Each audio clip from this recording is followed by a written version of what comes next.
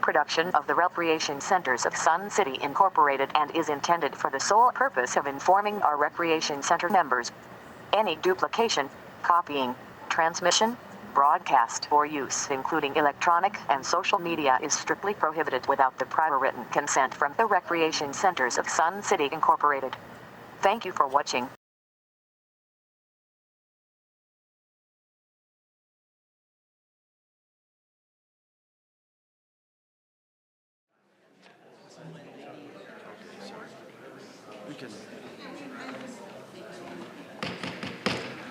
Good morning, everyone. We try to get started here on time. So if you'll take your seats, stand if you can, and we'll start with the Pledge of Allegiance. I pledge allegiance to the flag of the United States of America and to the republic for which it stands, one nation, under God, indivisible, with liberty and justice for all. All right. Thank you, everyone. Welcome to our board meeting today. My name is Tom Foster. I'm president of the 2025 Board of Directors. This regular meeting of the Rec Center of Sun City Board of Directors is audio and video recorded by the RCSC management and staff. Please be advised there is no recording of this meeting by any individual. Please take out your cell phones and electronic devices and check them to ensure they are put on silent mode, which I'm doing right now. And I will try to remind you to turn them back on when we conclude this morning. As a reminder, we do not tolerate verbal or physical abuse towards any member, any guest, visitor, employee, or staff member. Violators will be asked to leave the meeting. Now I would like to introduce our timekeeper and management personnel. Timekeeper will be Secretary Rick Meyer. The general manager is Matthew D. Lazansky. Good morning. Finance support senior leader is Kevin McCurdy. Good morning. Facilities senior leader Mike Whiprud. Good morning. Non-golf senior leader Mike Deermeyer. Good morning. Senior golf leader Brian Duthu is not in attendance today. Assistant to the General Motors. You've been, I don't know if that's a promotion or a demotion, but assistant to the General Manager is Debbie Giles, and board coordinator is Marcia Johnson. Good morning. Also want to recognize Alan Kleinhans, Carla Young, Miguel Jackson, Doreen Rafferty, who serve as our audio and visual engineers, and also like to thank the Sundial staff for setting up this room for our meeting today. Okay, our first item of business is a roll call of the voting members of the board. Secretary Rick Meyer, will you please take the roll and confirm that we have a quorum? Okay. President Foster? Here. Vice President Nedesheim? Here. Treasurer Borski? Here. Secretary Rickmeyer, I'm here. Director Ruff? Present. Director Gray? Here. Director Keiss? I'm finally here. Thank you for that. Director Brissett? I'm here. And Director Collins. Hello, everyone. Mr. President, we have a quorum. Thank you, Secretary Rick Meyer. Okay, next is approval of the agenda. I'd like to ask if there are any questions on the agenda from the board. Hearing none, the agenda is approved. Minutes of the December 19, 2024 meeting were posted for the director's review. Are there any corrections or additions to the minutes? All right, hearing none. The minutes of December 19, 2024 are approved. Thank you. Treasurer's report. Treasurer Borski, would you please read your report? Okay, this is the Treasurer's report from January 30th, 2025. The balance of unrestricted funds as of December 31st, 2024 was $13.8 million, which includes a $2.5 million cash reserve. Restricted funds include the Preservation and Improvement Fund, PIF, and the Capital Reserve Fund. As of December 31st, 2024, PIF had a balance of $37.8 million, and the Capital Reserve Fund had a balance of $5.9 million.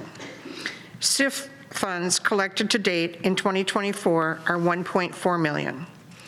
The corporation generated a net operating deficit of $9.4 thousand year-to-date, which is $1,575,000 below budget for 2024.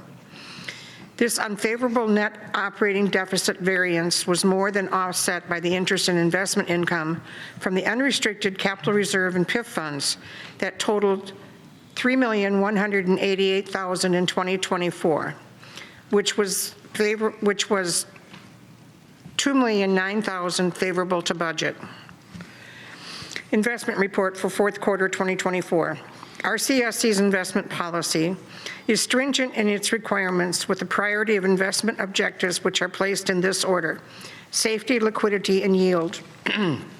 As of December 31st, 2024, $2.9 million cost basis of the $2.5 million unrestricted operating cash reserve and other unrestricted funds have been invested in various FDIC treasury bills and corporate bonds. In 2024, these investments, along with the unrestricted money market account, have produced income of $226,038 with management fees of $10,672 for a net income on restricted fund investments of $215,367. At the end of December 2024, $1.4 million cost basis of the $5.8 million restricted capital reserve funds has been invested in various FDIC treasury bills, mutual funds, and corporate bonds. Year-to-date, these investments have produced interest income of $310,250 with management fees of $8,670 for a net income on restricted capital reserve investments of $301,580. At the end of the fourth quarter of 2024, $9 million cost basis of the $35.7 million in the unrestricted preservation and improvement fund has Restricted preservation and improvement. did I say that wrong? Okay. $35.7 million in the restricted preservation and improvement fund has been invested in various FDIC insured treasury bills, mutual funds, and corporate bonds. Year-to-date, these investments have produced interest income in the amount of $1,678,760 with management fees of $69,516 for a net income on restricted fund investments of $1,609,244. Respectively submitted, Anita Borski, Treasurer. Okay, are there any questions or comments on the treasurer's report? Director Nettesign? I remember last meeting, we had asked if we could change the verbiage on the treasurer's report. I will tell you that while I understand this is how accounting is done for the layperson, this is very hard to understand. I have spent hours talking to different people and reading through this to understand exactly what this means, and I consider myself a layperson when it comes to accounting. I think I would like to ask respectfully that we find a better way of communicating this that is more easily understood by the members. I think that would cause less concern and less confusion among our members, and certainly would allow them to read it in one sitting rather than having to do research. And I'll give you an example. I recently was following a social media thread where people were getting together to pull down files from our websites and getting together and analyzing the data because it was not easily understood.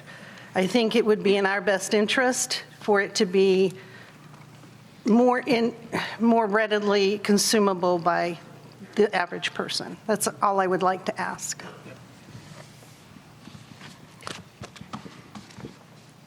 Director Nettesign.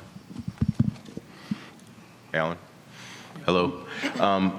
I think that's a good idea. What I would say, rather than replace it, maybe we put a paragraph in front of it that is more of the layperson's understanding of what there is, and then leave the more detailed below, and then maybe whenever we do that, Director Borski, Treasurer Borski could just read that simplified, and then if anyone has questions about the others, they can ask us. That would be perfectly acceptable. I just think we need to make it easier to be understood by people.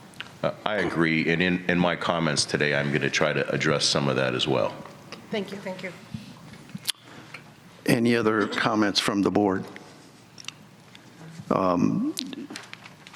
Mr. McCurdy, and we had chatted briefly about this, was the last paragraph there about the 9 million on 35.7 million that earned 1.6 million, and 1.6 divided by 9 is like 20% rate of return. And I'd kind of like to get in on that deal.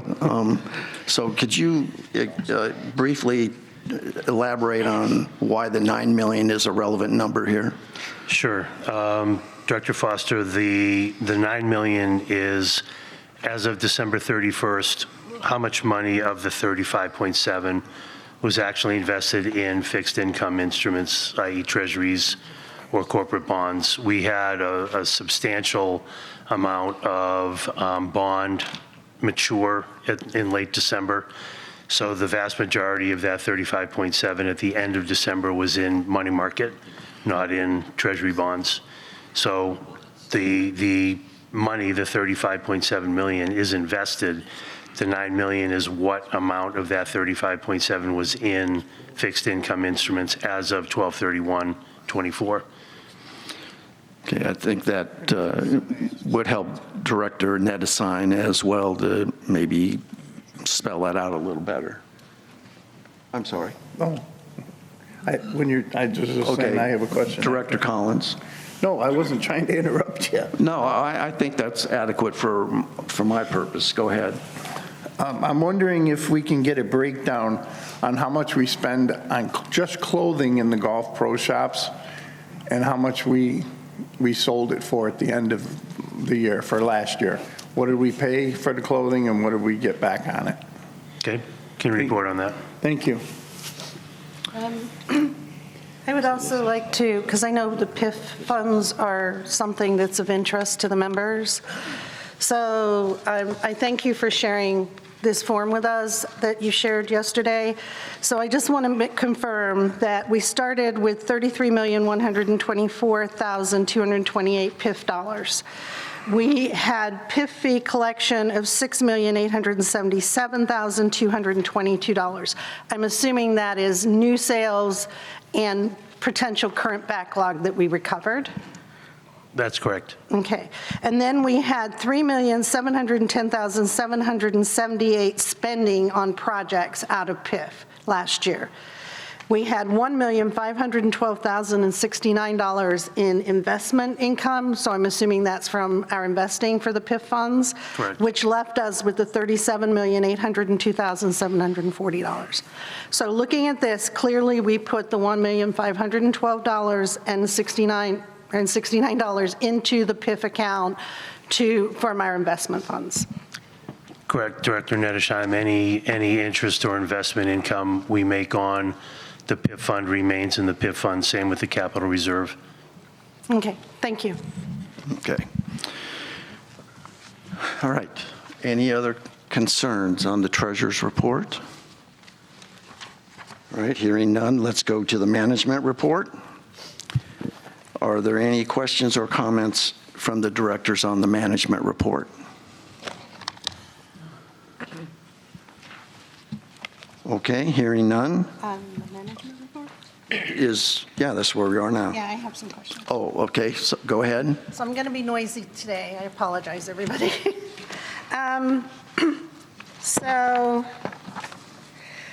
As I was reading through the management report, I saw this in December, you guys started, or in January, you started this program called Stop for Safety classes.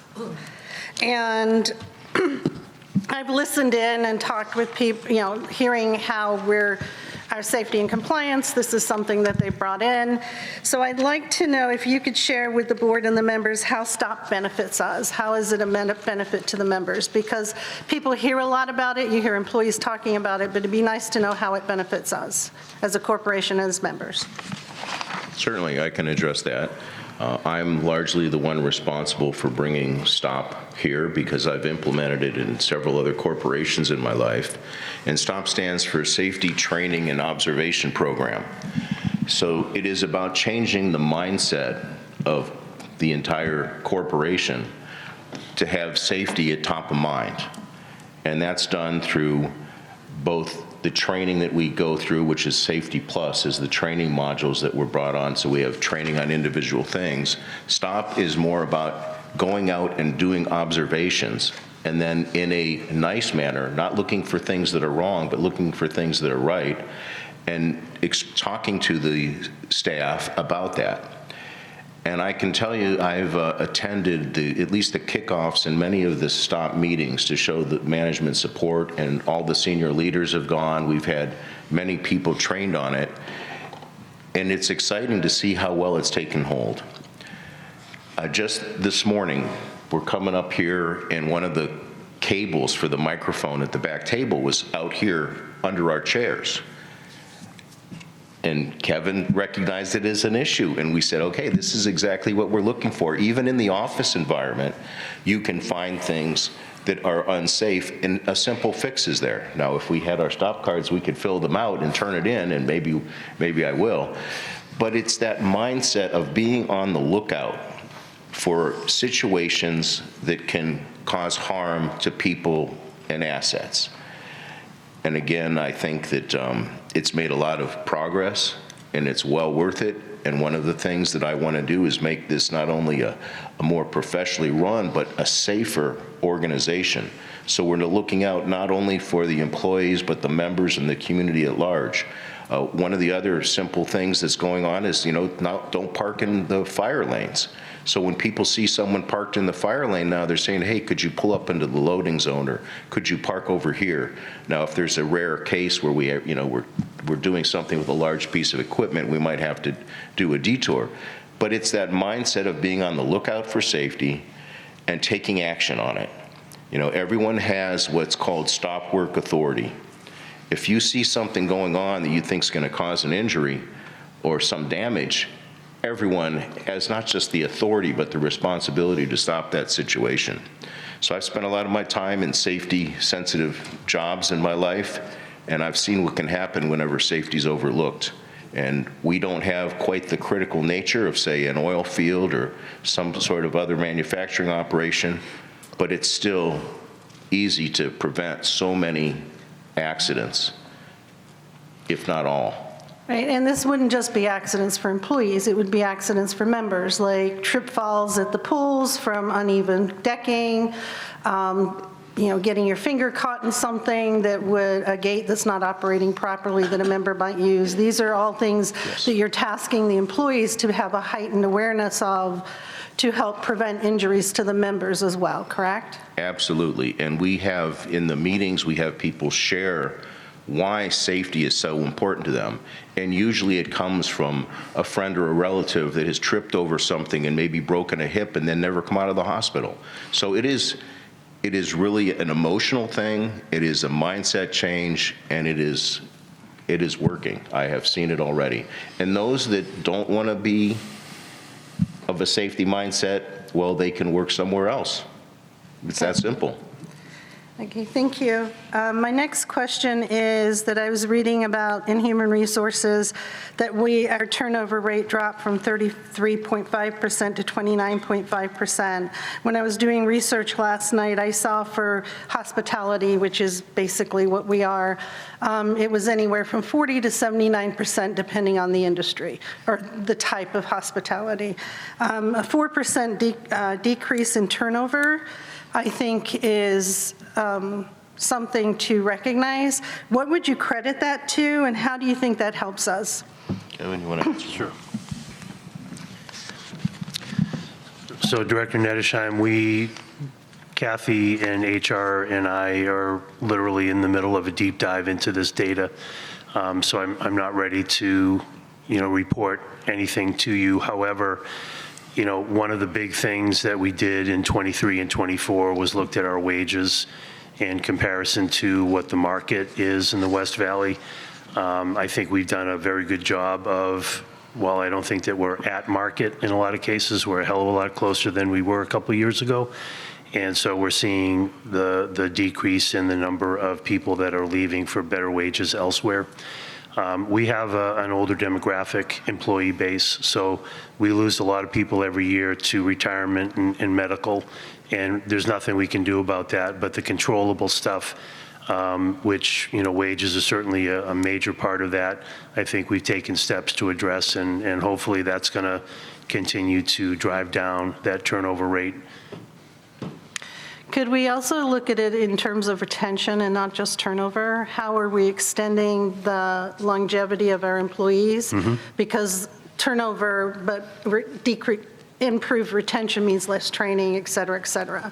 Correct. So thank you for that. And then in information technology, it says here that 9 facilities had fiber connections, but 3 were still pending. Is that still true today, or are we finished, or are we still?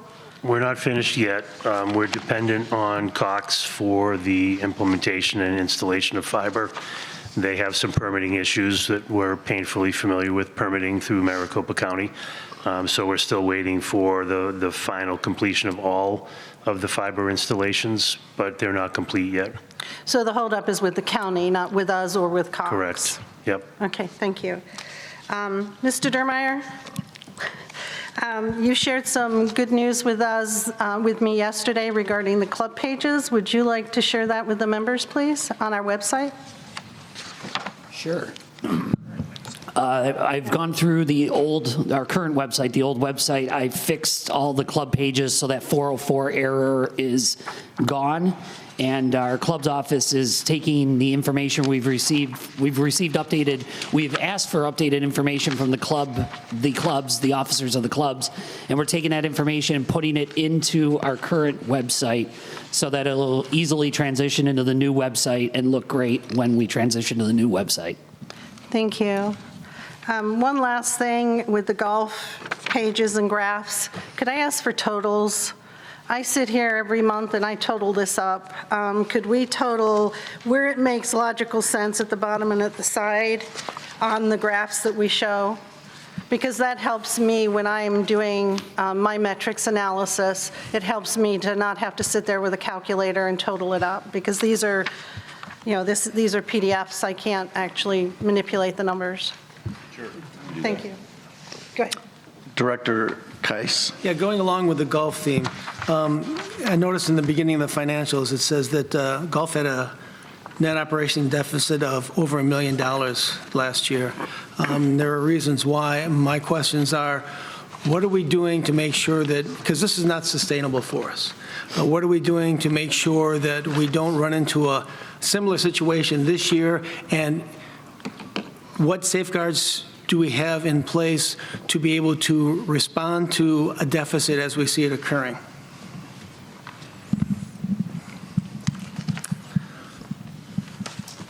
The things that we can control, we plan to look at much closer this year as we roll along. The things that we can't control are like the weather. And so that has such an impact on golf. And not being a golfer, I know a lot more about golf this year than I did last year, and its impact on the budget. The biggest thing we can do is to increase the price of golf or reduce the cost. And golf has such a fixed cost base that it's hard to really pull some levers and not ruin your courses. So we're kind of in a catch-22. We've raised the golf fees on the passes substantially, and we saw a corresponding decline in sales. So you do have, basic economics of supply and demand working here. So I think what we have to do is watch the past sales. We have to watch the revenue. And if we think that there's going to be another shortfall to the extent that we had this year, we have to make some tough decisions on whether we're going to, which lever. Are we going to pull the lever on price and increase price because we have to, or are we going to look at perhaps some other measures that would be tough for the community to see the courses decline? So it's not like there is a simple answer, but we're well more focused on it this year. I certainly am.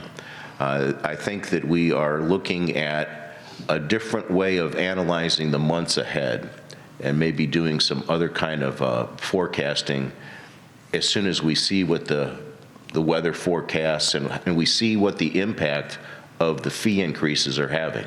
So as soon as we get a couple of months' data, we'll be able to do some projections. I mean, this is typically how you do it. You would see, okay, you've got your actuals for a few years, and then rather than just using your budget, you'd use projections based on what you've learned in the first few months, and then recast where you think your end is going to be. And if that's too far off, well, then you have to take some measures that I just spoke about. That's the only way I know how to do it in business. Okay, and as you noted, we did have a big increase in our annual fees for the members this year, so there probably will be an impact from that. So it is something we just need to keep on top of as we go through. And we saw that last year. Yep. Because the increases that we had in the prior year affected 24's revenue. Okay.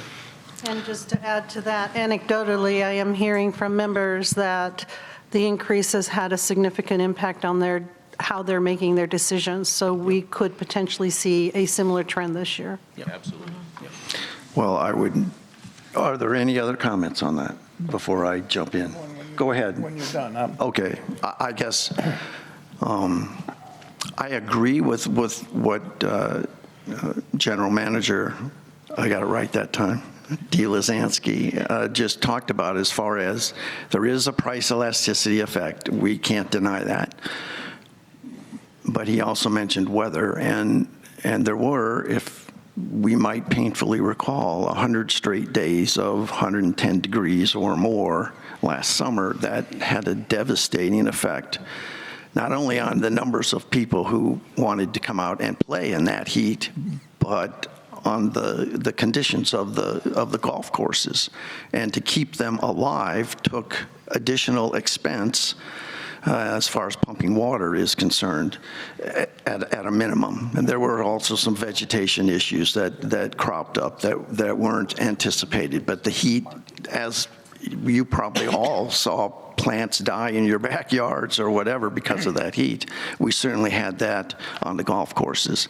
So it's a combination of different things. And let's hope, as we saw better weather, in December, we saw a rebound in revenues for golf, and December turned out to be a pretty decent month for us. We did pull some of those levers as far as managing expenses. So one of the things that the general manager is referring to is quicker turnaround on the financials so that not only does management, but the board also can see where we stand faster and thus make decisions about trying to pull some of those expense control issues. And we'll be careful about those revenue increases, but certainly the big lever is trying to control the expense side. So Director Collins, you wanted to make a comment. Yes. I think that we need to implement and make it serious. When people don't show up for their tee times, they get punished, and not a two-week deal. This has to be significant so they stop it, because we are losing, I think it's 30% no-shows. And we cannot show profitability with a 30% no-show, and we can't sell a tee time at 8 o'clock in the morning when we just found out at 7:59. So our members have to help with this themselves. They want to keep their rates lower, and they want their courses nicer. They have to abide by the rules. And I think that's a major part that we should be able to correct. Thank you.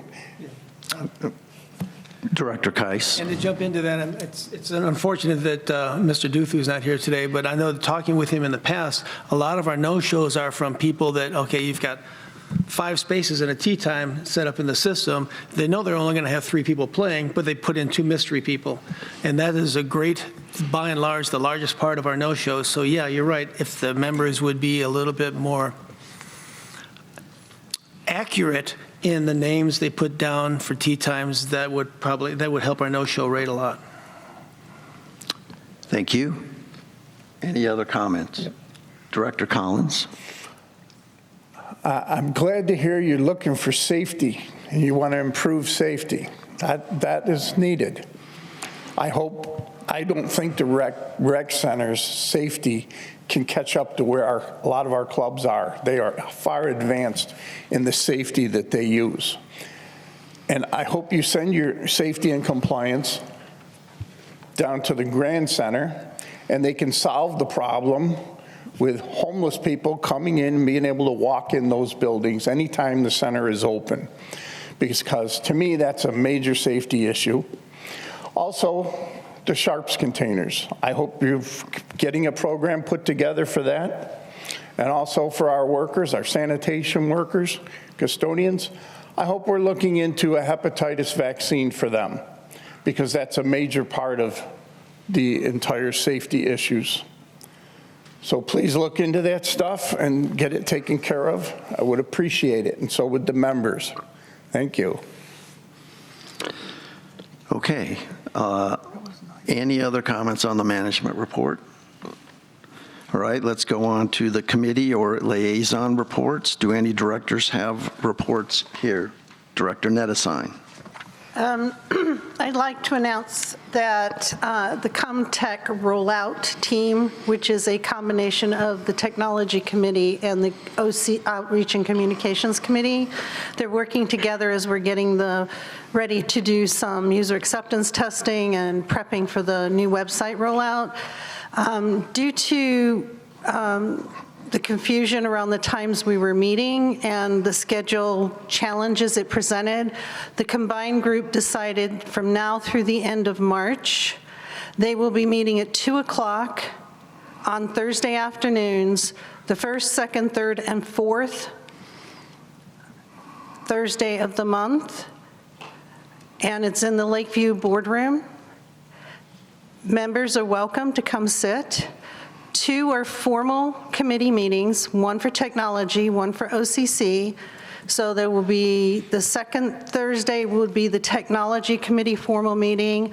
The third Thursday would be the OCC formal committee meeting. The remaining 2 will be brainstorming sessions where they're working through challenges, et cetera. However, they are not closed to the members. You're welcome to come sit in and listen to what we're doing. And that was done at the behest of the joint team to clean up their calendars and make things easier. So I just wanted to let the members know that. Director Ruff. Today is the 5th Thursday of the month? Yes. Are we meeting today? We are not meeting today because today is the 5th Thursday of the month. And you can see how if we're meeting every week and you throw in an extra Thursday in there, it starts to get a little confusing. But the group decided we were not meeting today. So no, we are not meeting today. Any other announcements? Yeah. Director Rickmeyer. Okay. So I just wanted to give a brief notice here. So the Elections Committee is one of our standing committees, which those committee members provide valuable service to members and RCC with both the elections, board elections, and with the annual membership meeting. They ensure that both events are run with integrity and also that you have actual members assisting with those. We're looking for interested members to attend a committee committee meeting. The next one is 1 p.m. on February 26th to see if it's something perhaps that you might be interested in participating in, see if it's a fit for you, that type of thing. So if you are interested perhaps in dabbling your foot in one of the committees, the election committee might be a good place to start. Thank you. Any others? All right. Sorry, Director Gray. Thank you. Just as a side note, as a liaison to the museum, in our OCC meeting, we had a recommendation to include in our communications that the rec center sends out a little insight into the history of Sun City. So I talked with the museum, and they said they would be happy to do that. Mike Diermeyer is going to be putting in, again, about a 250-word excerpt from them that you should start seeing in the coming months. And I think that'll be a great opportunity to inform our community about the history of our community. Okay. Director Collins. Yes, and I hope everybody got to the ukulele concert the other night. It was absolutely fantastic. I mean, the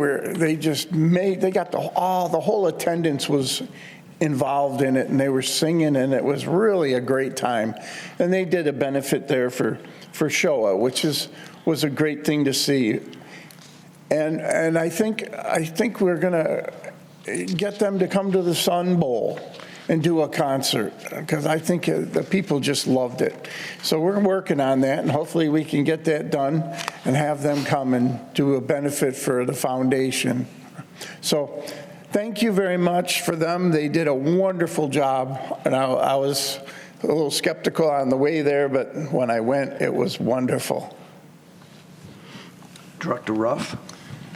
I'd like to announce the Long-Range Planning Committee is going to be working on some master plan issues and looking for some volunteers that may have some master plan experience in their past.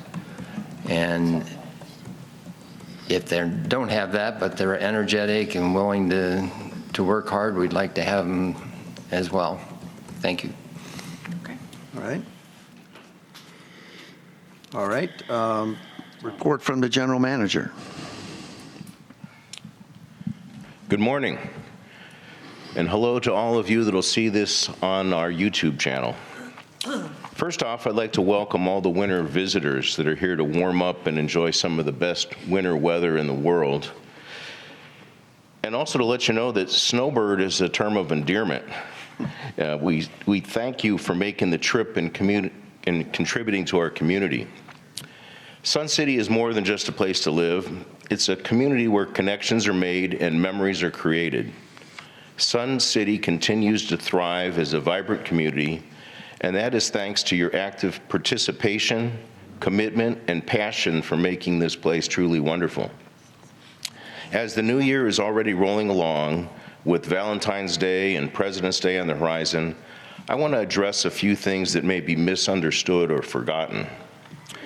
When I was hired as the general manager back in October of 2023, after a worldwide search using a well-known and respected firm, my overall mandate was not to maintain the status quo, but to be a change agent, to shake things up, to set the RCSC on a path to be a professionally run corporation with adequate funding sources, an excellent staff, an organization that fit the challenges to catch up on deferred maintenance, replacing worn equipment, and provide a level of member service and satisfaction that we all expect. One of the biggest paradigm shifts that was not to use excess operating funds, also known as carry-forward funds, to pay for capital projects, but to fund them with the Capital Improvement Fund, CIF, which is patterned after PIF for our larger and longer-lasting projects. My goal was to end the year at zero excess, spending the money available to fund projects, programs, and people. And that's exactly what we did in 2024, coming in at less than $10,000 over on $26.5 million, or about 1/30th of 1%. Granted, there are only 2 board members that were here when I was hired, as there have been many changes to the board in the past 15 months. We have done what I was hired to do, and the RCSC has risen to the challenge to improve in many ways. Thanks to the dedicated and hardworking leaders and staff of the RCSC, I just can't thank you enough. I expect a lot from people here, and many changes have been made in the organizational structure, in the compensation levels, and expectations, including rolling out a merit-based evaluation system for annual pay increases. While we are not done yet, let's look forward to 2025 with optimism and excitement for all that really is ahead of us. We've accomplished a lot together so far, and there is much more we plan to do as we continue to work on fulfilling our mission, vision, and values. It's my honor and privilege to be your general manager. Thank you, and I wish you all, members, staff, and board of the RCSC family, a joyful and prosperous 2025 and beyond. Thank you. Thank you very much. Mr. President. I have one shout out. He forgot. Okay, go ahead, Director Collins. And it is to the club's office, to Angela and Joanne.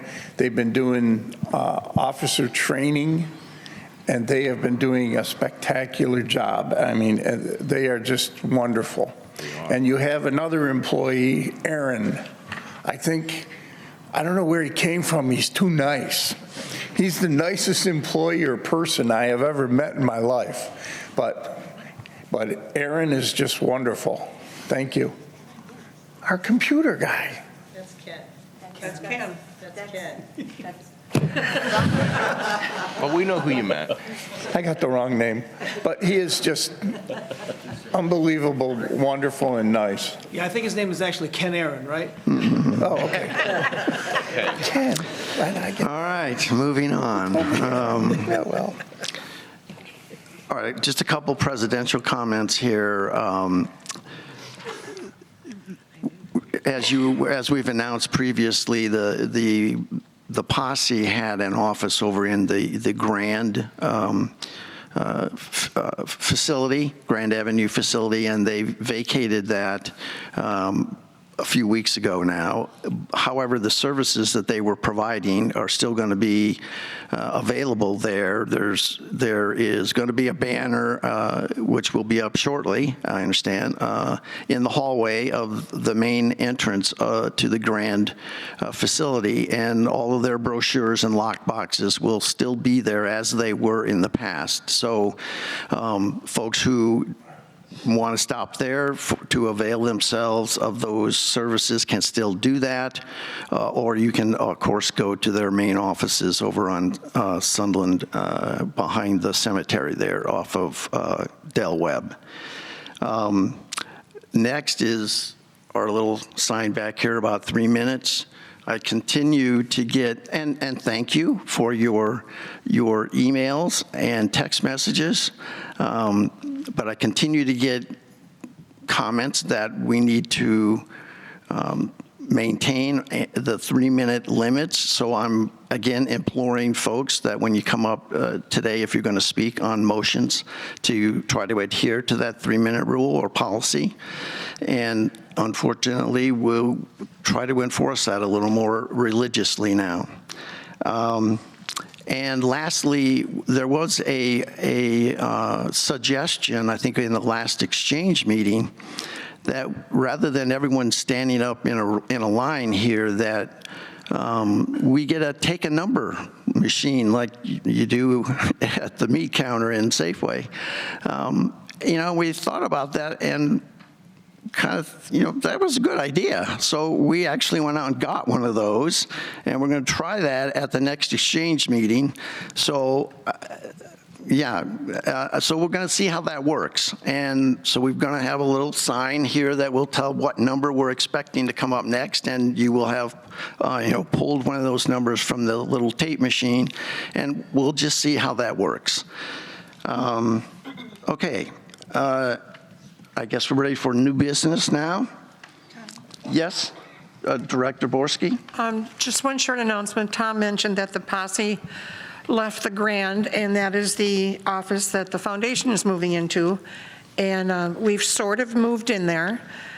We have desks and a couple file cabinets, and as soon as we get some chairs, you'll see people in there working. So I'm hoping that'll happen real soon. We're not quite ready to stand all day long, but we'll get some chairs soon, and we'll be there to help you with anything you need. Thank you. I guess one last item we have not only had emails from the membership, but from some of our employees, in particular cardholder services, who, bless their hearts, have taken a fair amount of abuse occasionally from folks who come in and, for whatever reason, feel like they need to express their discontent to those employees.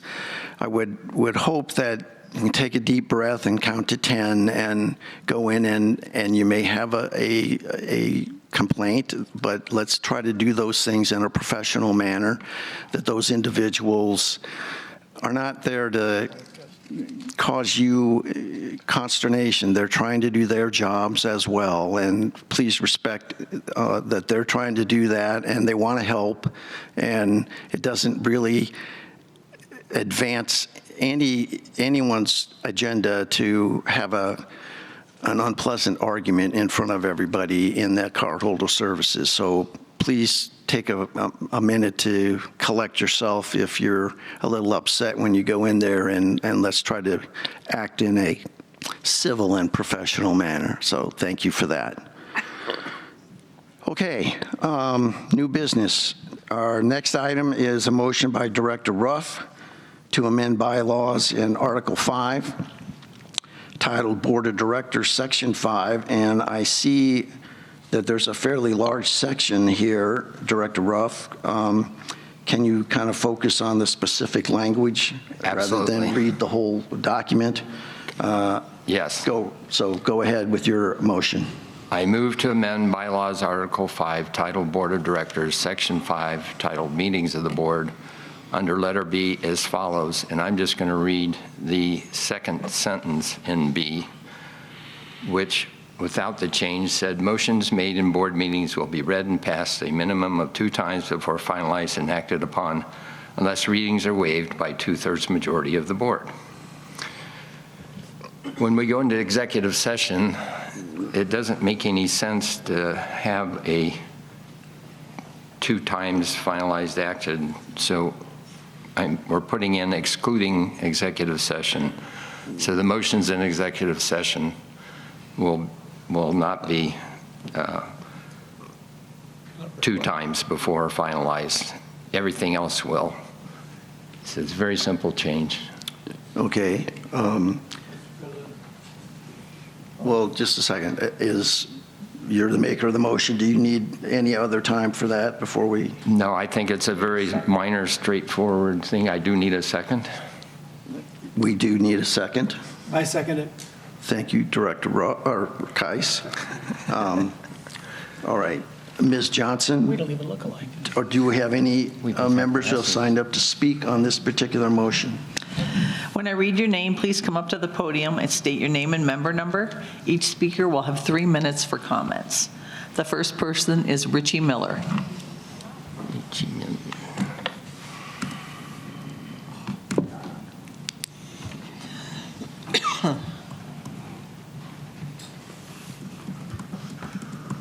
Good morning. Richie Miller, 103-368.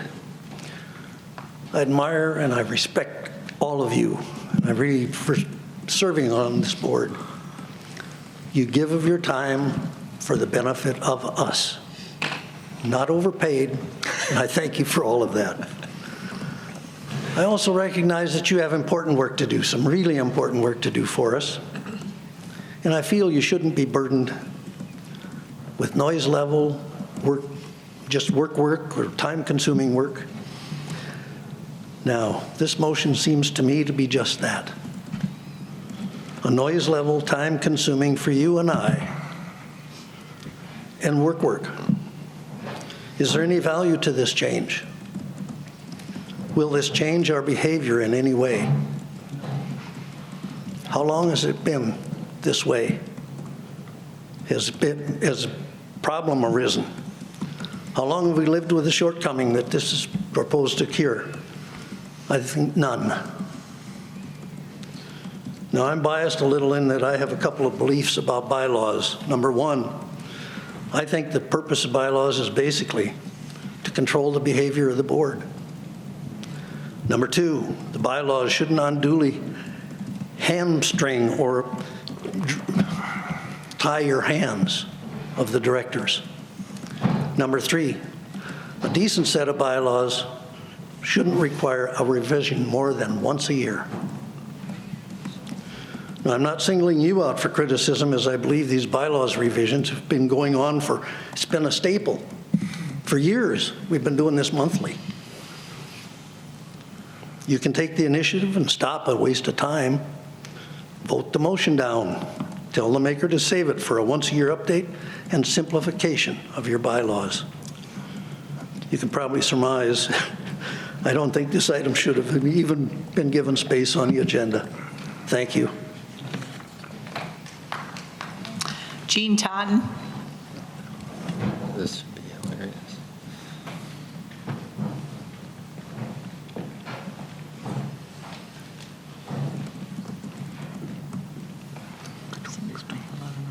Yeah. This would be clean. Good morning, Board. Management, excuse me. Jean Totten, 148753. In December, just last month, we, who were present at the board meeting, witnessed a triumphant signing of the second reading of the amending of all the bylaws. Just last month, that means that Ms. Johnson had to once again do an entire printing of the bylaws for each of the board members and for anyone who came into the office to request them. Today, we're doing another bylaw change. I went back in my files, because I have quite a few, and from June of 2008, 2021, 2022, it's the same. I don't understand why we felt that we needed to include these three words. And I was wondering if you could give me a better explanation than what you already have. Do you wish to respond, Director Ruff? Yes. This was something that was put in the original one for December, and it got lost in the shuffle somehow. And I think it's important that the minutes reflect how we want to operate. And so this was added in today. I wanted to make a motion to include this in December, but they said that would require a second reading, which would have meant we couldn't vote on what was in front of the board. So this, I felt, needed to be in there so that it actually accurately reflects how we operate. Okay, so am I sure that I understood you? The bylaws that were passed in December were not what you wanted, this one section. This little change I wanted to add, and I couldn't. Okay, and so we're doing it now. Okay. Well, because executive sessions are just the 9 of you, do you make motions and second them in your executive sessions? Absolutely. Especially if you're doing something along personnel issues, hiring somebody. Yes, it's doing limited. Whatever you're doing. Contracts. The contracts. Yes. Yes, we vote on those.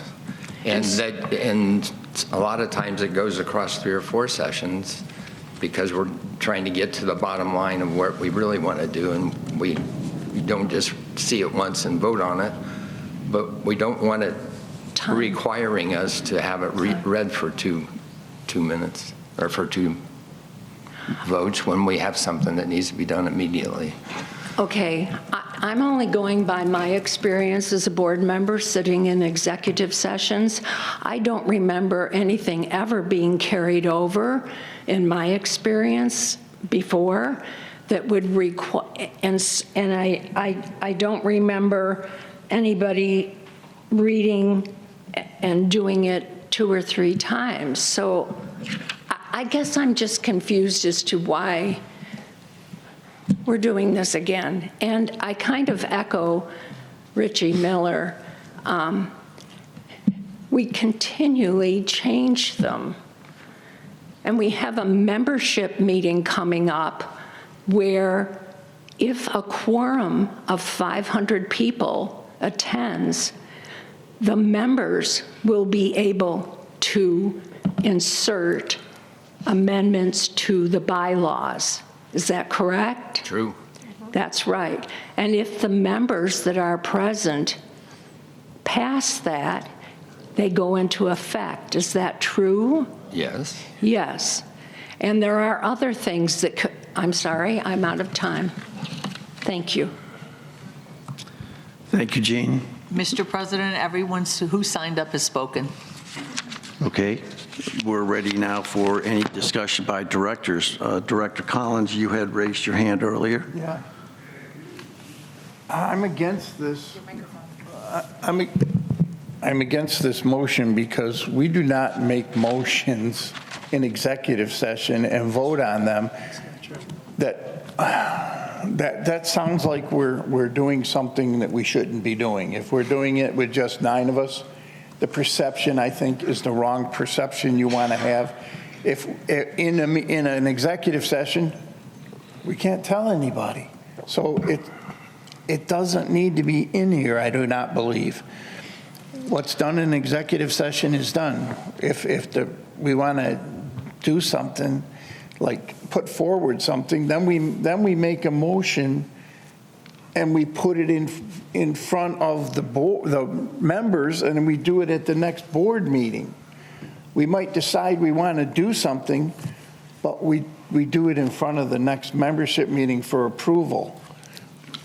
I just think that this is not the place for this. Thank you. There are limited things that happen in executive session.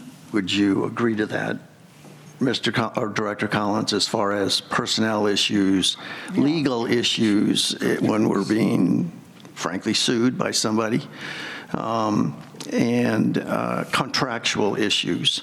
So those are the 3 main things that happen in executive sessions, and I think the membership and the board recognizes that a lot of those things are just not really to air in a public forum, because you're going to give away some of your bargaining power, especially in contractual issues or legal issues.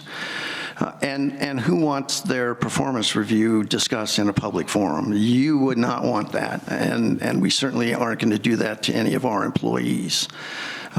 So I do believe there are clearly things that need to take place in an executive session, and there's not particularly any reason that there needs to be a second reading of that. It does occasionally happen that we get into a discussion and realize we don't have enough information to make that decision. So as Ms. Totten was concerned that how do things carry over? Well, they carry over if the materials before the board weren't really ready for prime time, so to speak, that there wasn't enough information there to make that decision, so we're going to have to adjourn and come back another time when all the materials that are needed are available. But I see the need for simply the cleanup of saying, oh, by the way, when you're in an executive session, you don't really require a second reading, because we're not in the public forum where we want the public to have multiple chances to express their opinion on whatever that item is. Because these are going to be items in an executive session that really aren't intended for public disclosure. So I am not quite sure I'm on the same page with you, Director Collins, but I understand where you're coming from, but I do see a distinction. Director Kais? Yeah, I agree with all you said, but I think the members have a good point also in that, you can't perpetually do a little bit of the bylaws all the time. It has been suggested, I don't think I think there's some validity to it, of having maybe an ad hoc committee to systematically go over the bylaws so that they can be polished. And we saw it last year that there are a number of times we may try to make revisions and we sat up here and go, oh, wait, maybe that wasn't the right way to do it. And we withdrew things, and I don't think that reflects well on us to begin with. And I don't think that's something the members need to be. I think we need to present a better image and a better package to the members so that we don't waste their time by having to bring things up again and again because we didn't do it right the first time. So I think there's some validity to having a group of people to work on the bylaws as a whole, present them as a whole in a polished format that doesn't need to be restricted and changed ad hoc at the time. No disagreement generally with those comments, Director Kais. I do agree that it was, frankly, a little embarrassing from time to time when we had to table something or withdraw something that we thought we were ready to do, but as we discussed it, realized that that language wasn't quite correct for what its purpose. So I don't disagree that we need to make sure we're as polished as possible before we come and take up the membership's time as well as the board's time to look at those things. But sometimes things happen and you need to act as quickly as possible. Sometimes, as happened last year, we're trying to get something done and have the second reading before the close of a year because you have to start over if it goes over. So, Director Ruff, you want?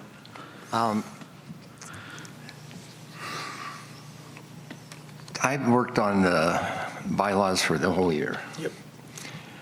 I had a section we were going to vote on it in May and June, and they asked me not to do it then because we had so much other stuff going on. And then it happened again in September. And so it all got pushed out. And so I think what happened is some of the board members didn't dig into it as much as they would have if we had had the votes earlier. And having the disagreement on things and withdrawing them is not a bad thing. That lets the members see that we're serious about it and we want to get it right.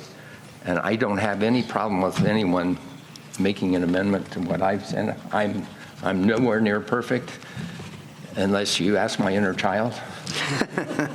But I think that's appropriate. I do agree with Preston. I'd much rather do this as not piecemeal, but one thing for the whole year. But this is a leftover piece that didn't get in that technically I think we could have done, but I didn't want to make a big argument about it at the last minute. I understand. Director Rickmeyer? Okay, so, thanks, Alan. Okay. If we don't have put these three words in, the way I'm interpreting what we've got here, when we're in executive session, it just means that we would need to waive the second reading in an executive session. Is that how you're interpreting it at this point, Jim? Which seems redundant. I mean, I understand the purpose. Yeah, you could do that, but I just think it's silly. Well, okay, and I don't disagree that it kind of is silly, but it sounds like folks really would prefer not to have us piecemeal this. And in order for us to stay compliant with our bylaws, if that's what it takes, I'm okay with that. Chris has you. Okay. Director Nettasine? So, Jim, I think what the two members, or what I heard the two members asking is, why is it important to make this change? Can you explain to us why you feel it's important that we make this change now, please? It's part of what I worked on all last year. It was supposed to be in there, didn't get in for God knows how. And he's the only one that knows. And I just trying to clean up the work that I did for that year, and then we can go forward with, there's some other stuff that we'll talk about through the year to modify, but Right, I was but just I trying think- to be done with it. I think my question is, I understand it was missed, you had intended it to be in there, but why did you originally intend it to be in there? Because that's how we should operate. My intent with any of the changes I make is that somebody reading it will clearly understand our process So you feel and not get confused by the language. you feel the way it's written now is misleading to the membership, to leave them with the belief that during executive session, we follow the same motion process that we follow in the public board meetings. Is that what you're saying? Yes. Okay, thank you. Director Keiss. And really, this is just putting into words what we actually do anyhow. Yes. I mean, let's face it, anybody who's been on the board, and there are a few of you out there, we don't do second readings in executive sessions. We just don't, because it doesn't make any sense. So, yeah, it should have been, maybe it should have been done at the end of the year, but this is putting into words what actually occurs, and I don't think that's necessarily a bad thing. Director Gray. Thank you, Mr. President. Yeah, when I originally looked at this, I thought it was fairly innocuous. I haven't been to an executive meeting where we've had votes that have been, would even need a second. I think, one, it's very important that we have second opinions or second votes for the membership so that they can hear. And you talked about, kind of humbling to have basically pull back. I think that's a plus sign for the board, because when we hear from members and they raise concerns, we listen and we say, okay, we need to reconsider this. I think that's the proper course that we should take. And I don't think any of us here, except for maybe Mr. Ruff's man-child, would say we're perfect.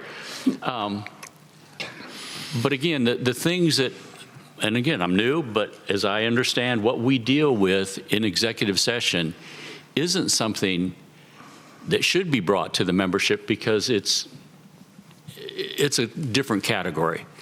And so, and what we're doing here is just adding what we've got in one of the lines right above that also excludes executive sessions. So I totally concur with Board Member Keiss that recommends a committee, because I think that would be good. I think it can become a little tedious when you're looking at, okay, the board's doing another bylaw change, the board's doing another bylaw change. So I think it would be probably good, and also help give Jim a little bit of help, because he's put a lot of work into all of these bylaw changes.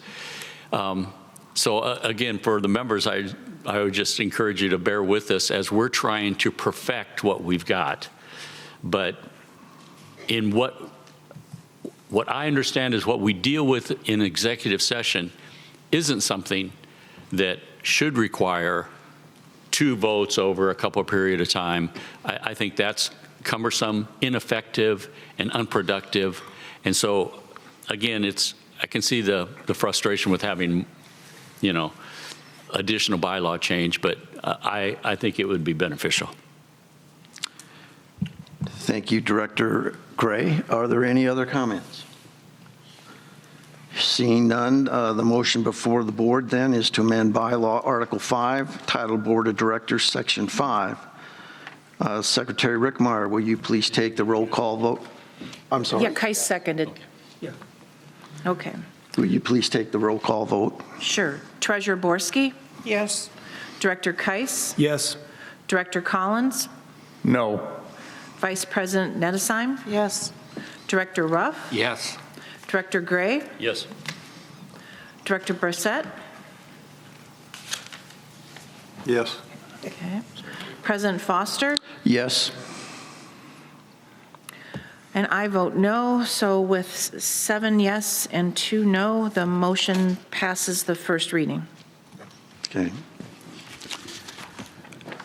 Actually, that concludes today's agenda. Our next meeting will be the exchange meeting on February 10th here at Sundial. The next meeting of the Board of Directors will be the 27th, February 27th, again here at Sundial. And the annual meeting, which is coming up on March 11th, which will be here at 6 in the evening on that particular day. There being no further... Remind people to get here early because the doors close at 6. Thank you.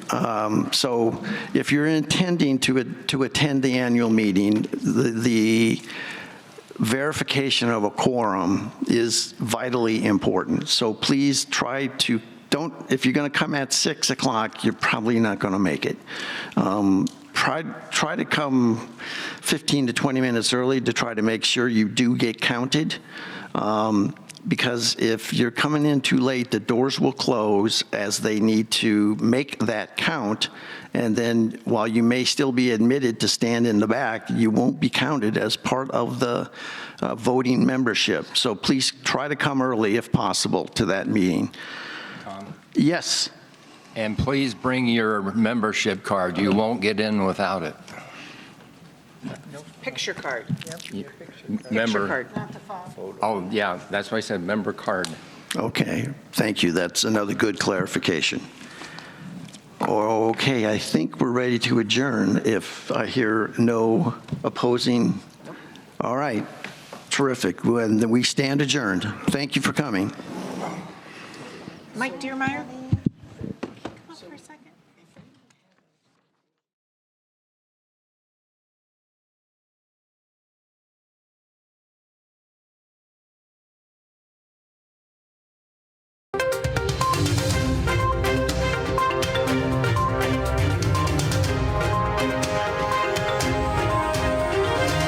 This is a copyrighted production of the Recreation Centers of Sun City Incorporated and is intended for the sole purpose of informing our Recreation Center members. Any duplication, copying, transmission, broadcast, or use, including electronic and social media, is strictly prohibited without the prior written consent from the Recreation Centers of Sun City Incorporated. Thank you for watching.